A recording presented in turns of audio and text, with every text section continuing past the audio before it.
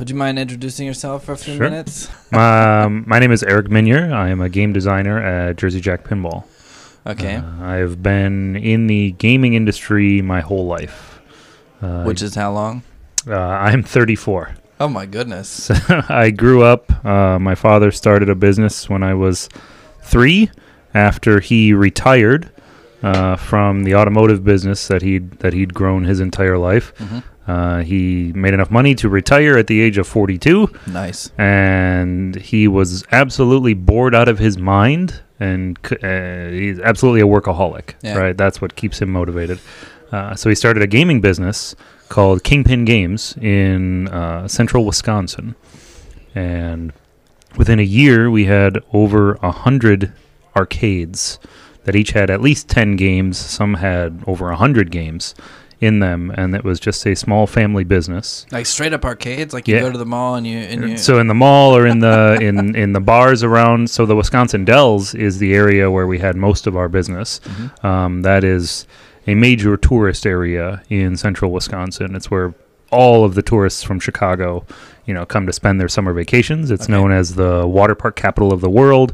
So you have hotels, you have go-kart tracks, you have water parks, and arcades. And so we had all of the games like in the city. I mean, we didn't have a monopoly by any means. There were other operators, but we did it best, and we took over the entire city within a year. We had over 100 accounts, and there were just 5 of us that were taking care of the games. And so you were doing that from basically the time you could walk. Yes. Okay. So I was always with my parents. I never had a babysitter. Yeah. It was a family-run business, and there were no idle hands. So from the age of 5, it's like, okay, we empty the coins out of this one, we put it in the coin counter, and you can crank a handle when you're 5 years old. So crank, and then someone else writes up the receipt for the business. They get 50%, we get 50%. If it's in a bar or in a hotel or whatever. And I did that all the way through the end of high school, when I swore I would never touch an arcade game again for the rest of my life. Okay. Because we were doing 18-hour days for weekends and summers and after school. It's like, no, you can't do extracurriculars. We have a job to run. We have a business to run. And when there's only 5 people in the family business, it's like you have to contribute. Yeah. Hiring outside work, outside staff for something that's so cash based. Yeah. It's too tempting. Yeah, no, absolutely. For everyone. I mean, we were doing, $50,000 deposits per week in cash. Yeah. And there's nobody that you can trust. But family, you can hardly trust. You can hardly trust family that you're watching. Like you're walking out of their doors with all that cash. I mean, you're on a schedule somewhere. I would always be looking over my shoulder. Absolutely, I got accosted once when I was like 14. Really? But thankfully, my brother was with me. My brother was 8 years older, and we put the guys in their place. Okay. But he got accosted once when he was in Chicago. He was collecting from games and. Yeah. He was young at the time. He was probably 16 or 17. 4 big guys. Put the bucket down, son. You got it. No problem. Here you go. Right. So, yeah, I mean, it was cash-based business. Okay. But I went to university, and I wanted to do something else with my life. So I got a couple of engineering degrees, and I was going to work in medical prosthesis. So I was going to work in thought-controlled prosthesis. That's what my master's degree is. There's some crazy stuff going on in that. Yeah. I've got a buddy of mine who's like working in something from Switzerland, and he was just sending me some things that are going on. Okay. Yeah. All right. So that's where you were headed. That's where I was headed. I did my master's program. I wrote my thesis, and that was in 2011. When Jack Guarnieri was launching his company. And I went to a pinball show called Midwest Gaming Classic, and Jack was there, and he was talking about his brand new company and how he's looking for people to come on board and make pinball great again and bring it back, and Jack is a very good salesman. I like the message for sure. Yes, and so I was there in the front row. It was me and my father Norb and my brother Christopher. And, Kingpin Games we're all wearing the swag, and My father signed up to be a distributor for Jack. Okay. Out of Wisconsin, and still a distributor. Kingpin Games is still a distributor in the U.S. And I printed off my resume and I gave it to Jack, and he's like, "You're very overqualified for what we're looking for, but you have the passion, you have the background that we would love to have," and I was brought on board, and I was immediately cast into the role of senior electrical engineer. There was no other electrical engineer that was working at the company. And that makes you senior. Yeah, and the Wizard of Oz project was almost shipping, and there were issues with the lighting system, and they're like, "All right, Eric, 23-year-old Eric, with no experience professionally, you have to fix this, and we've got $6 million on the line," because there were 1,000 people who ordered games ahead of time, and they paid for their games up front. All right, you need to fix this. Oh, no pressure, guys. Thanks. Right.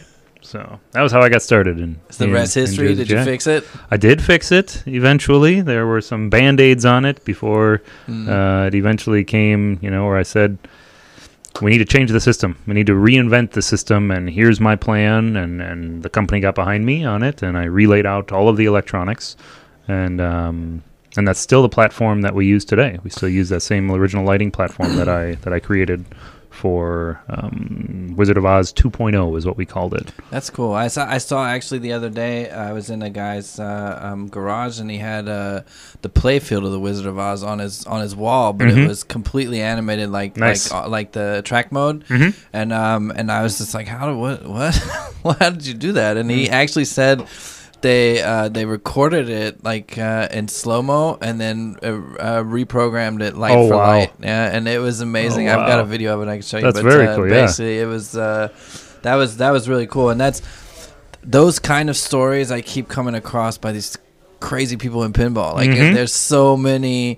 Oh well, I just did it, or it took me 6 months, but I've made it happen, or whatever. And I think it's amazing, the energy that's going in there. So you've been with Jersey Jack basically since for 10 years. Yeah, the company's been around for 11, and I joined about a year into the company. And are you happy about the way pinball's developing? I am. I think it's really cool that I truly believe that Jersey Jack brought a resurgence into pinball.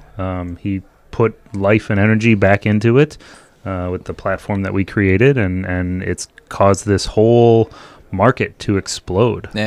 Jack often says, high tides raise all boats or all ships, right? So there's a dozen companies that are currently making pinball machines, and I think it's fantastic. Stern carried the torch by themselves for about 10 years. And it's great that they kept it alive and made it so other people could come back in and make games, and they've upped their game as well. They're putting out some cool titles too, and it's an awesome time to be in pinball. Are you are your opinions, let's say, property of Jersey Jack, or can I ask you your opinion about? You can ask my opinion about anything, and well, that's maybe probably not even an opinion. But if you could just snap your fingers, I said this to JP a second ago. If you could just snap your fingers, and the project that you would dream of would come to life, what pinball machine would you like to see made happen? I don't know if I can answer that because I'm currently working on something like that. So that's a tough one. There's so many cool titles. Maybe something that's just so niche it's never going to happen, but you personally would like to see it. Well, there's an author that I really like. His name is Brandon Sanderson. He's created some of the most unique sci-fi fantasy books in modern times. I think he's one of the most award-winning authors in modern times. Brandon Sanderson. So he's the guy who finished the Wheel of Time series after Robert Jordan passed away. Before he finished it, Mr. Jordan's wife approached Sanderson and said, "My husband thought you were a fantastic author and the only person who could finish his work." And Sanderson did. He completed the Wheel of Time series. And he has made several other series on his own that are fantastic, award-winning, some of the greatest modern works in sci-fi. sci-fi fantasy, and I'd love to make a game based on his universe, but none of it's ever been turned into film or movies or TV yet. But I'm sure it's going to happen because it's that good. Stuff. It's really good stuff. I love science fiction, like mostly hard science fiction. I'm not really into fantasy all that much. A lot of this is more fantasy based, so like magic systems and things like that. Okay. But and his name is Brandon Sanderson. Yes. Okay, I'm gonna write that down. And just every series that he creates has a unique magic system. The way it works completely different from every other series, and he's written 7 or 8 different universes. But what's really interesting is they all do actually tie together in the background. And so if you've read all of his books, you're like, wait a second, this character sounds familiar, and it mentions in another story about this other character, and so you're the first time I ever ran across that was Bret Easton Ellis. It's not anywhere science fiction or fantasy, but he was one of the first authors that would have like these weird and quirky characters, and you really only recognize, that's that person because in the other book she had on a red dress and she was looking in the mirror or something like that. So I can dig it. But that's interesting. I have an Audible account that I still have to fill it. I got 3. That is the way to do it. And that's actually how I listen to most of Sanderson's because I live in Chicago, so I can get to work at the Jersey Jack factory from my house in about 35 minutes in the morning. But it's generally an hour to get back home at night. So I listen to a lot of audiobooks, and the narrators that Sanderson picked to do his works, there's a male narrator and a female. Oh, cool. Because the story is often told from multiple perspectives. They're top notch, and I highly recommend. The Mistborn series is probably one of his best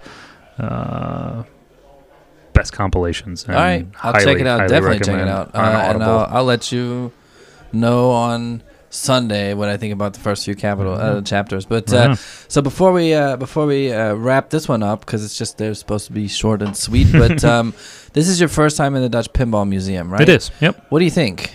It's a very cool space. Great, right? I was not expecting this old space set with so many games, and where in pinball expos in the U.S. it's like it's a big open room and everyone's kind of touching elbows and you're always there and everyone's around you. Here it's like you can find a corner and you can sit on a game and you don't have 9 people waiting up behind you. And there's so many games that are here that are playable and in great condition. And I mean, this is the first time I've ever seen in real life a Humpty Dumpty, which is one of the most iconic games, most important games in the history of pinball. Okay. To have that there and I got to play Humpty Dumpty. I mean, that's just like what a cool experience. Yeah, they've got a couple of those that are just like wonky things that you don't think you're ever going to get to play. But awesome. I just wanted to hear that from your mouth, because I see the same thing. Like when I'm in the States and I go to whatever it is that they call it, Pinball Museum is, but it's just like a couple collectors put stuff out, and then it's just this open room and stuff. And when I first came here, I kind of had the same thing in my mind. Barry from Dutch Pinball put me on to him and said, if you really want to get into pinball, you need to meet Gerard. And so I came here, and I was blown away. The first time I saw this is not only the nicest pinball museum I've ever seen, but this comes close to one of the nicest museums I've ever been in, because you can actually play everything that's here, and just all the detail that goes into if you just look up on the ceilings and in the corners and stuff, all the decorations. And the little exhibits that he has, where he's got the polycarbonate set up where you can see a flipper working, you can see a pop bumper working. Did you see the Twilight Zone setup that he's got? Yes. Where it's like the whole back glass. It's very cool. Yeah, okay, cool. Well, Eric, it was really good to have you here. I hope we can have a beer together tomorrow night. I'll be staying in a hotel somewhere, so I'll be close. I'm going home tonight. I just wanted to get the equipment set up, but it was really good to see you. Right on. Good to meet you. Same to you. And I'll talk to you soon. Right on. All right.